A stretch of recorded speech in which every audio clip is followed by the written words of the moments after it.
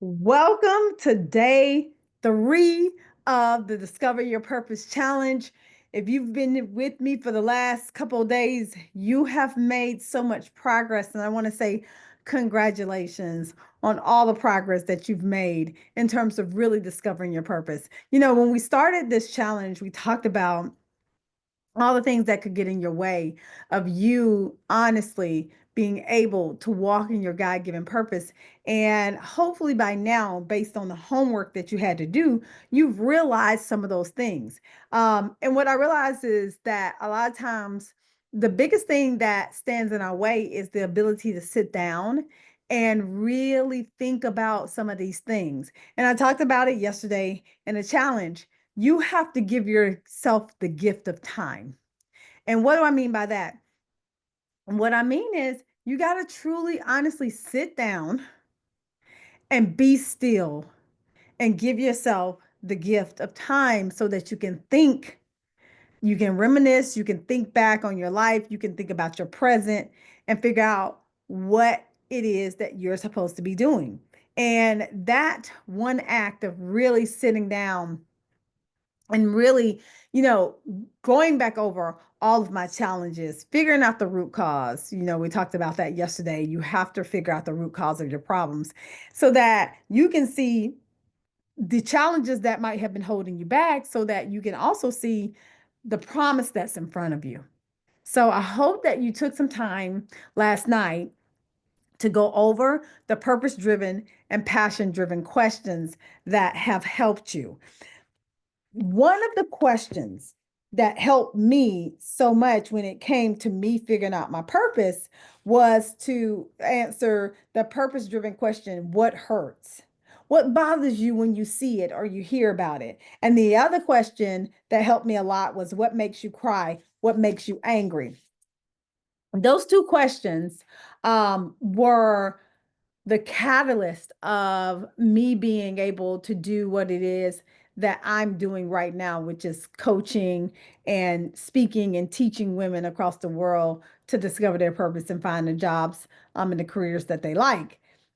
Because so much of that caused me pain when I was younger, helping my mom get off of drugs. And so when I thought about that question, what hurts is that I hate to see women struggling. I hate to see us struggling because at the end of the day, we have so much to offer. We have so many things to offer the world. And sometimes we just play so small when it comes to just life. Or we let our dreams go by the wayside, or we just stop dreaming altogether because stuff is hard. And it's true. All of that is true. Stuff is hard. Life can get tough, but at the end of the day, that's no reason or an excuse to stop dreaming and to stop going after your dream. So you have a dream. You have something inside of you that is burning for you to come out. And I'm hoping that this challenge has been the catalyst for you to realize what that thing is. And so today, we're really going to be talking about the final steps of discovering your purpose, which is now that you have gotten some clarity from the purpose driven and the passion driven questions, and you've asked yourself, and you reflected on your values and your passions, how your passion and your values align with your current actions. You've done all that work, right? You did that yesterday. Now it's time to put things into play. Now, here's the thing. I know us. We be doing 1,000 things. Baby, when I tell you we be doing 1,000 things, we be doing 1,000 things. And what do I mean by that? We do all the things for everybody else, but we neglect ourselves a lot of the time. I'm telling you, when I'm coaching women, about 90% of the time, I will ask a question about what they're doing for themselves. And they always say, well, not much, because I got kids, I got a husband, I got church, I got the job, I got all the things. But we decide to neglect ourselves, which inevitably we don't take action. So let me just tell you, if you don't take action on your purpose, on your dreams, you're going to be in the same place. And I don't want that for you. It is time for you to step out and truly, truly take some action in your life so that you can move forward and be the person that you've always known that you were, and to really follow in your dreams, right? So I know you've probably heard this method before, right? It's called the SMART method, but we have to really start to map out some steps here for you to be able to move forward. So, SMART stands for specific, measurable, attainable, relevant, timely, and timely. So, this is a time. This is like a goal kind of method that you need to put together. So, this was created a long time ago by George Dorman. And he did this because he noticed that when people were setting goals, they actually didn't set goals properly. They would say, I want to lose some weight. All right. Is that a goal? I mean, it's not specific enough. It don't have no time on it, like none of that, right? So we have to change it up. And so if you look at the weight goal, it would be, I want to lose some weight. It will be, I want to lose 50 pounds. So that's specific. And you can measure it. 50 pounds, you know exactly what you're getting, right? And if you are 200 pounds, 250 pounds, that's attainable, right? If you're 300 pounds, that's attainable. If you're 100 pounds, that's not attainable.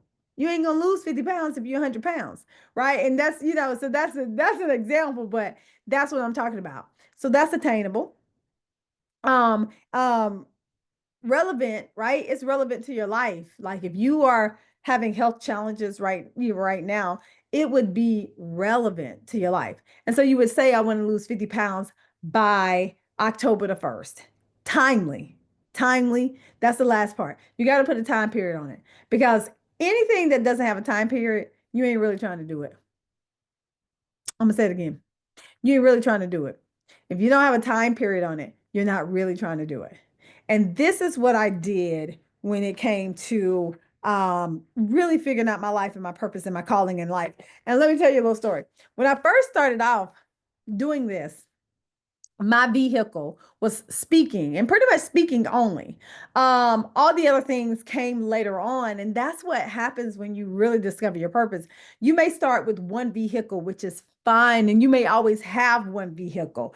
But I have several vehicles. I have speaking, I have coaching, I have teaching, all of that. I have writing books. And so those have all come later on. But when I first started off, I was only speaking. And so that was my one goal, was to figure out how to speak and pour into the lives of women. Now, speaking is a really interesting business because number one, everybody ain't got the gift.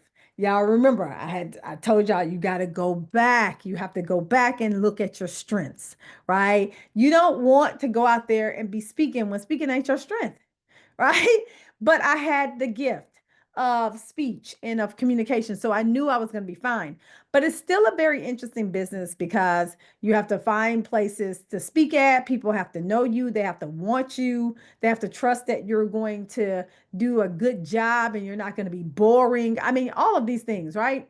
And so when I set out to start this business, I had to really find a way to make a living with this business, and that was a little bit difficult. And so, but I set myself a goal, right? My goal was to speak enough that I could become a part of the National Speakers Association. And if you've ever been in the speaking world, there is an association called the National Speakers Association. And all the top speakers, a lot of the top speakers are a part of that association. And it says that, speaking is a profession, you have arrived, you know how to do this, you get paid for this.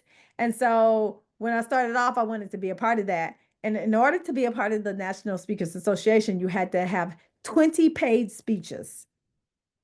Um, I think that was within one calendar year as well. 20 paid speeches within one calendar year, and you can become a member. And so I set out to get 20 paid speeches in that year by like December 31st. And I was off and running. And so for me, that actual goal was very specific. I could measure it because when I got to two, I could mark off two. When I got to five, I could mark off five. It was attainable for me. I was already a social worker. I was great at speaking. I already knew a lot of people in the speaking industry. I had already been to Toastmasters. If you don't know anything about Toastmasters, Toastmasters is the organization that really helps you learn how to communicate better. I had already been a member of Toastmasters and had done very well. So it was attainable for me. It was relevant, right? It had everything to do with my purpose and my mission and my vision in life. And then it was timely because I knew I was going to finish that thing up by December the 31st. And let me tell you, I busted my butt to get those speeches because when you're new, you have to really, a lot of times convince people that you're a great speaker unless you're famous and then you don't have to do that, right? But we're talking about just us, everyday women wanting to do that. And that was me. And I busted my butt and I got that thing done. And I was, deemed a legitimate speaker. And I have been speaking ever since. And that was probably about 10-ish, 15 years ago that I went through that process to become a speaker so that I could fulfill my purpose in life. You got to do the same thing. So here's what I want you to do. You're going to have to pick a lane that you thought about yesterday.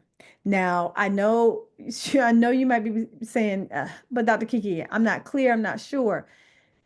Go with what your gut says. Go with what your gut says. Because, like I said, all of our purpose is to help somebody. What you're trying to do is find the right vehicle to help somebody and make the world a better place. So choose the first one, go with what your gut says. And guess what? If it ain't right down the line, or if you want to change, you can, because that's your business, right? And so choose that first one, go with that, and make a goal around it. This is not rocket science. I know we try to make it seem like it is because we're like, oh my God, my life's purpose. And and this thing is so, so important, and it is. But chances are you already know, you feel it, and you just need to rip the band-aid and make that decision and make a move. So here's my challenge to you is right now it's all about busting a move. You have to make a move, baby girl. We cannot stay stuck. You got to pick something and make a move on that. So tonight or today, I want you to choose a direction and plot out a smart goal around it. Does it have to be big, Dr. Kiki? No, it does not have to be big. It just has to be something.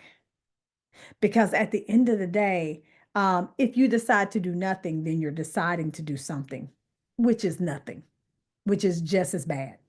You understand what I'm saying? So you got to decide to do something and make a move. And so that's number one. And you have to take action on that. You have to take action. I can't say it enough, right? I can't say it enough that you have to take some action around this. Because had I not, acted on my first instincts to help people through social work, I would have never probably learned that, it was a gift. See, a lot of people think that that's just something you go to school for and you learn to do. But no, you got to have that in your spirit, honey. Like you do. Just like I think teachers, oh my God, I think teachers are absolutely blessed. They got to have that thing in their spirit, okay? To be teaching children because children are not easy to teach, if you ask me. But you ask them, they're like, oh, I love this. This is like my life's purpose. And I'm like, I love you because of that. Because I want my children to experience that from you who love your job. You should have that as well. So today is really about taking action, which is, creating that SMART goal and then truly taking action on your purpose in life because the world truly needs what you have. I want to invite you to our community, Thrive Society. In Thrive Society, I do just this. I coach you on a group basis. And a lot of times I do a lot of individual and hot seat coaching in Thrive Society. And I want to invite you to Thrive Society. It's just something that I love to do and I've wanted to do for quite some time, which is build a community for women like you. And I've always wanted to coach. And so I'm going to invite you to Thrive Society and and get in community with other women like yourself who needs the support. I'm here to support you along the way. And even this year, we're having the Thrive 25 Women's Conference. I want you to be in the room. I want you to be there in the Thrive 25 Women's Conference. It is so important that you're in that room and I can do this with you in person. I thank you so much for being here over these last 3 days. I hope that this has blessed you and given you some direction to take on your purpose in life. And I look forward to seeing you in the community or online at some point. Okay, take care.